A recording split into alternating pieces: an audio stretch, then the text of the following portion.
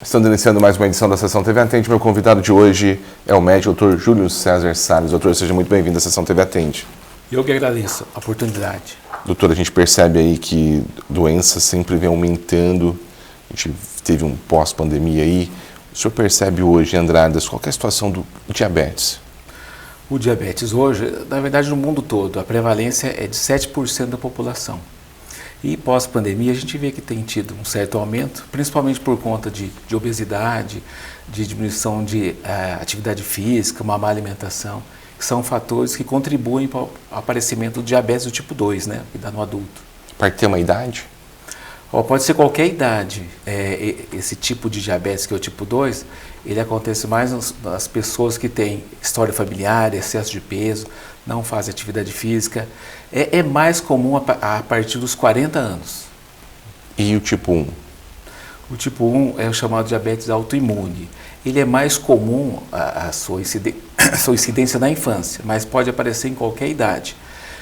O próprio organismo cria células de defesa que vão agredir o pâncreas. Então, esse órgão que produz insulina, ele para de funcionar. Consequentemente, o tratamento é o uso de insulina, né, que é uma medicação injetável. Tipo 1 ou tipo 2 é reversível ou não? O tipo 1 não, é uma doença autoimune, né? Então, uma vez feito o diagnóstico, é para o resto da vida. O tipo 2, se for feito o diagnóstico no início e a pessoa tiver um excesso de peso muito grande e conseguir perder uma certa quantidade de peso, ao redor de 10%, 15%, e foi feito no início do diagnóstico, é possível ter, a gente chama de uma remissão, não uma cura, porque o paciente pode voltar a ter níveis normais de glicemia, mas se ele voltar com os hábitos errados, voltar a engordar, pode retornar, né, o diabetes. É uma preocupação o diabetes hoje? É uma preocupação, porque como ela é uma doença silenciosa, a pessoa que tem não vai procurar um médico, né, porque não tem sintomas. E as complicações do diabetes ao longo dos anos, se não for tratada adequadamente, são lesão nos olhos, até causar cegueira, né? Uma das maiores causas de cegueira no Brasil e no mundo é o diabetes, né? Mal cuidado. Lesão nos rins, a ponto de chegar até a ter que fazer hemodiálise, infarto do miocárdio, amputação de membros, né? Quando o paciente machuca e não consegue cicatrizar, cuidar bem da lesão e está com diabetes descompensado, algumas vezes chega até ao extremo de amputações. E também aumento de incidência de AVC, né? Derrame cerebral. Às vezes a pessoa ela não se preocupa, não faz um check-up e está correndo o risco aí de ter inúmeros problemas, né? Isso. Como é uma doença silenciosa, às vezes a pessoa não tem e não sabe. É muito comum no diabetes tipo 2 do adulto, que quando é feito o diagnóstico, ele tem pelo menos 10 anos de alterações da glicemia.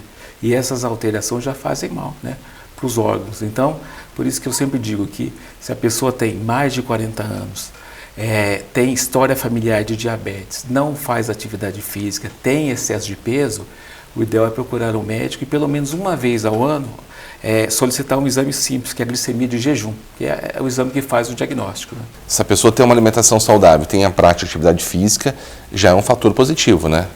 Sem dúvida nenhuma, porque como eu havia dito, os fatores que vão causar o diabetes são história familiar, idade mais que 40 anos, falta de atividade física e excesso de peso, né, com uma má alimentação. História familiar e idade a gente não consegue reverter. Mas eu mudando a alimentação e tendo uma boa atividade física, eu posso prevenir ou retardar o aparecimento do diabetes. No caso, o emocional contribui com isso ou não? Ele pode contribuir no diabetes autoimune, que é aquele mais comum na infância, mas que pode aparecer no adulto, né, que é o diabetes tipo 1. Então a pessoa já nasce com uma predisposição a ter. Aí o fator emocional pode ser um dos gatilhos para desencadear a doença. No tipo 2, ele pode atrapalhar o controle, dependendo do grau de estresse que a pessoa está sofrendo. O fator emocional pode atrapalhar um pouquinho o controle, mas não chega a ser de grande importância, né, a interferência do emocional. A pessoa tem que se cuidar mesmo. Algum medicamento pode provocar essa alteração no organismo? A pessoa faz um tratamento para uma determinada doença e pode surgir isso ou não? Tem. O diabetes tem várias causas. As causas mais comuns são o tipo 2, que é esse do adulto, e o tipo 1, que é o autoimune, né, dos 100% dos casos de diabetes, 90% são do tipo 2, ao redor de 9% do tipo 1, e tem o diabetes por medicamentos. Então, tem medicações como corticoides, que são muito usados para asma, para doença reumática. Se usados por grande período de tempo, eles podem desencadear o diabetes medicamentoso. Podem sim. Por isso, sempre usar medicamento com o médico, né? Sempre com prescrição médica, né? Para ter certeza daquilo que está tomando. Tá, joia. Doutor, queria muito agradecer a sua participação. Até uma próxima oportunidade. Eu que agradeço mais uma vez. Muito obrigado. Conversamos na sessão TV Atende com o médico Dr. Júlio César Salles.